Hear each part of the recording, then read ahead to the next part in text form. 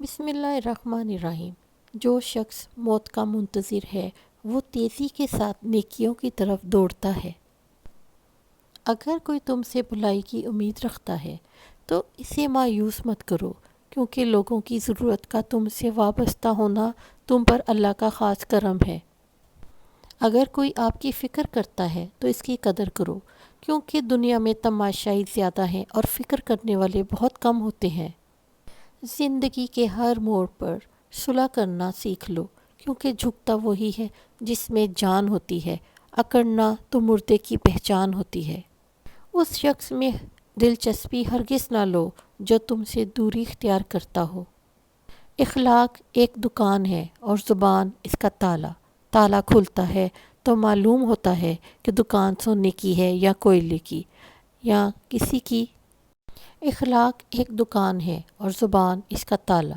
تالا کھلتا ہے تو معلوم ہوتا ہے کہ دکان سونے کی ہے یا کوئلے کی۔ کسی کی مدد کرتے وقت اس کے چہرے کی طرف مت دیکھو، ہو سکتا ہے اس کی شرمندہ آنکھیں تمہارے دل میں غرور کا بیج بو دے۔ ایسی غربت پر صبر کرنا جس میں عزت محفوظ ہو اس امیری سے بہتر ہے جس میں ذلت و رسوائی ہو۔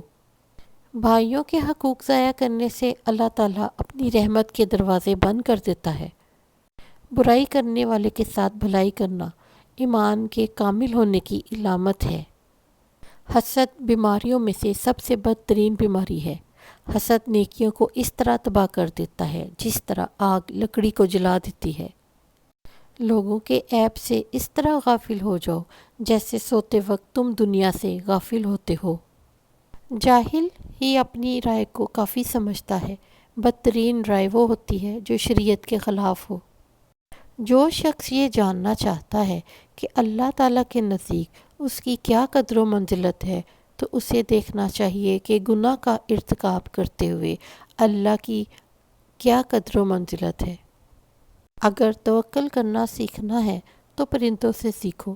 جب شام کو واپس جاتے ہیں تو ان کی چونچ میں کل کے لیے کوئی دانہ نہیں ہوتا۔ اللہ جب